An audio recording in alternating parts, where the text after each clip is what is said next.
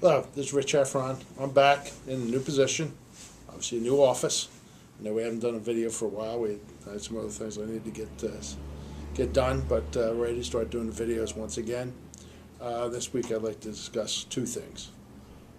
First is the DEFAC report from last Monday, which is the April report. Essentially, we're down about, I think, 75 million next year, and we're up a little bit this year, but over the 2-year period, we're down about $40 million in revenue. This isn't the final report. The final report will be in June. That's the one that counts. 40 million over 2 years isn't a lot, but the problem is, once again, we're flat. We're not showing growth.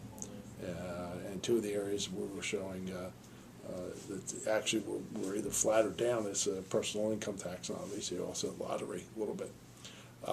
It's worrisome. And working off of that, also take a look at the governor wants to spend more money on infrastructure. We've urged him to spend more money on infrastructure.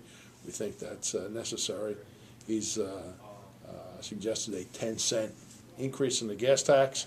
We wrote a letter to the governor and leadership saying we're not against the gas tax. They really need to decide where it ought to be, but there's some other things we think they should consider first. Among them is looking to see if there are other programs that maybe they could cut the funding or move the funding over to, aren't as necessary, move it over to infrastructure. Also, if we do that with infrastructure, an infrastructure fund, we need to make sure they can't rate it for other purposes. And also that fund really shouldn't be indexed automatically, that any increase in taxes ought to be, or fees ought to be voted on by the legislature and approved by the governor. Two other areas that we thought was important that they look at. Number one, at the Escheat area, it looks like Escheat's funding is beginning to drop. We think that's important that they look at that, along with if they're going to raise taxes, where that's heading. It's an ongoing process. We urge compromise. We'll keep on top of it and see where it goes. The other thing we've been talking about recently with some others is regulatory process, overregulation, and right now we're more worried about the feds than the state.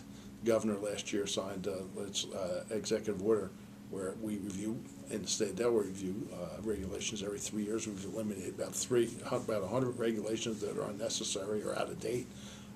Continue that process in Delaware, but we need to do the same thing at the federal level. Matter of fact, there was an article by a column yesterday by David Lyons in the News Journal. Yesterday would have been Wednesday, the 22nd of April. We urge you to read that. Matter of fact, I'll ask that be put up on our website. David does cite the state chamber and our position on overregulation and how it actually hurts business. So we're urging the feds to do the same thing that the governor's done with the state of Delaware.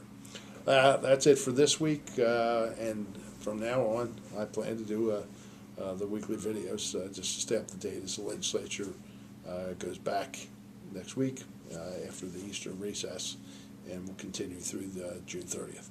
Thank you for watching.